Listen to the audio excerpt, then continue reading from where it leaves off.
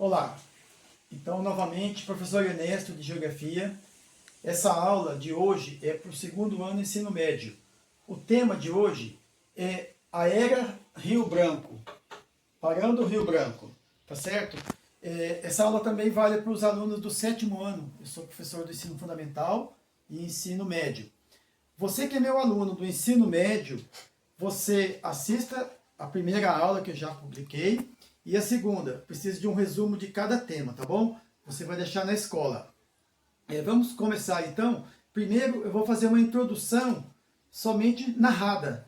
Depois eu volto para o vídeo aqui, tá bom? Vamos lá. Esta imagem... Esse mapa, ele mostra o Brasil em 1494, na época do Tratado de Tordesilhas. Vemos que o tratado é anterior até a 1500, anterior ao descobrimento. Já estava Portugal e Espanha em pé de guerra, então tiveram que fazer esse acordo no Tratado de Tordesilhas, que dividiu o país.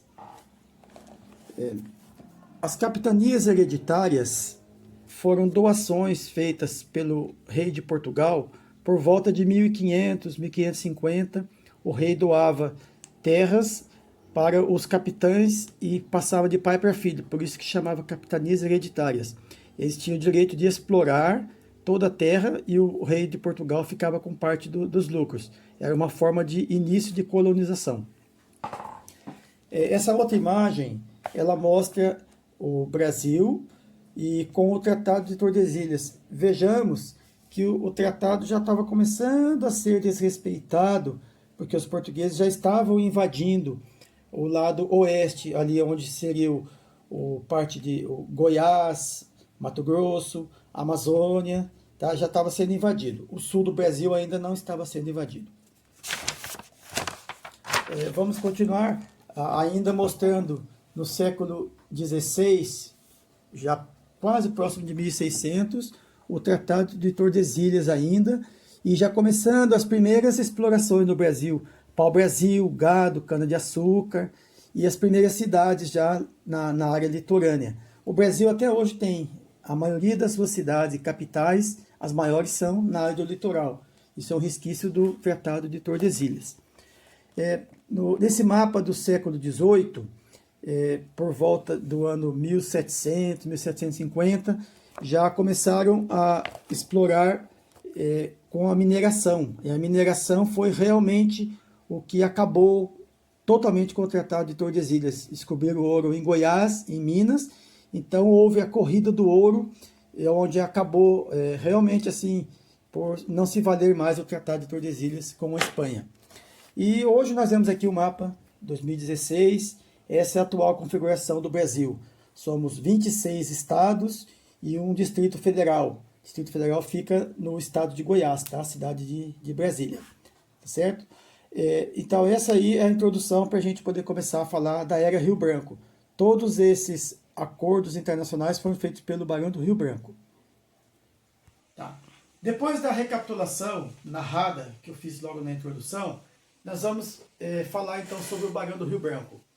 Ele era filho do Visconde do Rio Branco, e ele era formado em Direito, ele era jornalista, ele era geógrafo, tá? Por acaso minha profissão também, e ele foi a pessoa que mais negociou, o maior negociador das fronteiras brasileiras. Tudo que nós temos aqui hoje, enquanto país que faz fronteira com vários países, todas essas fronteiras, eu posso dizer todas, ou quase todas, foram negociadas pelo Barão do Rio Branco. Todas elas. Então, ele fazia acordos internacionais, e ele era muito bom de conversa, vamos falar assim, o chaveco dele era bom, a argumentação muito boa, um advogado, né, um político. Então, ele argumentava bem, e essas fronteiras que hoje são todas respeitadas, todas as nossas fronteiras são respeitadas. Conflitos que há hoje é questão de drogas, alguma coisa assim. Mas a nível territorial, isso tudo é respeitado. São tratados internacionais e a grande maioria feitas pelo Barão do Rio Branco. E foi um bom tempo que ele trabalhou, tá? E, então, chama-se esse período de Era Rio Branco, certo? É um país com fronteiras enormes, todas negociadas, todas bem acertadas, e até surgiu na época, assim, meio como piada assim, da época, uma época o Barão do Rio Branco já estava velhinho, e ele não pôde fazer uma negociação entre o Brasil e a Venezuela. Esse tipo de negociação era o seguinte: escolhia-se um outro país, um outro presidente de um outro país, como exatamente um tribunal. E cada país levava seu representante, que levava seus argumentos. Apresentava até onde era o seu território, até onde ele comandava, e isso era julgado. No caso da Venezuela e do Brasil, dá uma olhadinha, confirma comigo aqui no mapa.